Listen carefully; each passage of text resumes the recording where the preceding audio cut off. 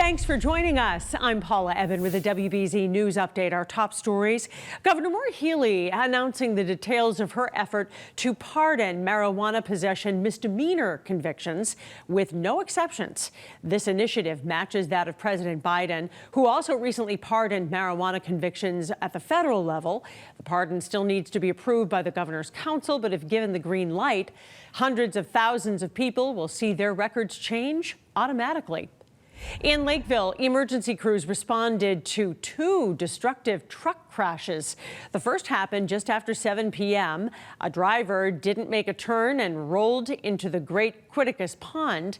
You can see in these pictures the silver truck ended up in about 3 feet of water on its side. Crews were able to free the driver by breaking out a window and later remove the truck. New Bedford Water was also there to make sure the pond wasn't contaminated. And then just before 5 this morning, a driver on Bedford Street veered off the road at a curve. That driver's safe despite serious damage to their truck and a utility pole.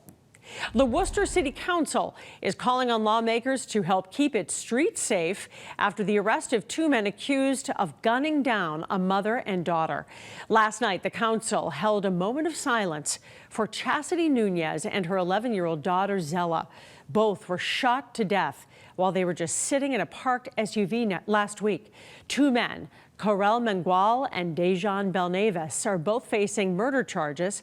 Councillor Kathleen Toomey is calling for tougher gun sentencing laws to make sure people convicted of illegal gun possession fulfill their entire sentences.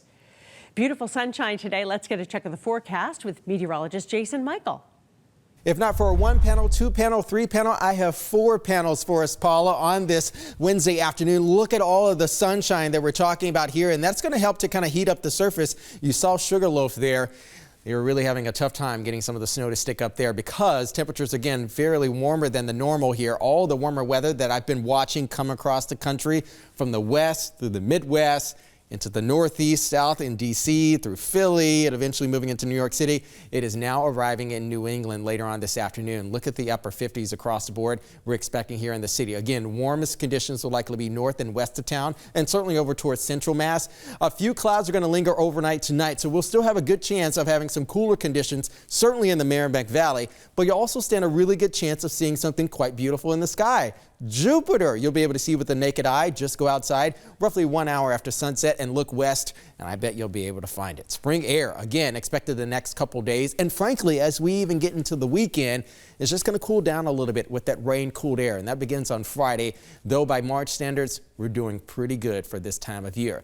Let's talk about the jet stream pattern. It starts to dance around a little bit, certainly as we close out the weekend heading into early next week. The milder air that we've been dealing with here this week east of the Mississippi now is going to be exchanged a little bit for a lobe of colder air sliding down, certainly once we get into Monday and Tuesday, and I'll explain to you why in just a little bit. But again, widespread 40s. Again, the 40s are giving way to the 50s as we look towards the afternoon hours today. 60s tomorrow, low 50s by Friday and Saturday, and notice the rain chances again going to be heaviest for us on Friday. Dial things down by Saturday, and certainly we're going to likely get even more arriving for us late Sunday. Here's what happens here. We have an area of low pressure just skirting right on to our south, but you saw that lobe of heavy rain up to the north. That's the heavy band of rain that you saw in the rainfall accumulations along the northern border. But check this out. Mainly cloudy skies for us on Saturday and mainly dry conditions, I will point out, but an even larger dynamic system. Look at that. The Alberta Clipper darts out of Canada, sprays the area south of the Hudson Bay, but also pulls in some warming conditions, mainly bouts of rain for us here. But again, by and large, we could likely have the heaviest bands going to be avoiding the Boston area, but still we'll have a lot of wet weather to talk about. As we look at our next 7, you can see temperatures remain a bit more on the lighter side of things. Lighter meaning warmer, not necessarily more of a dense air mass.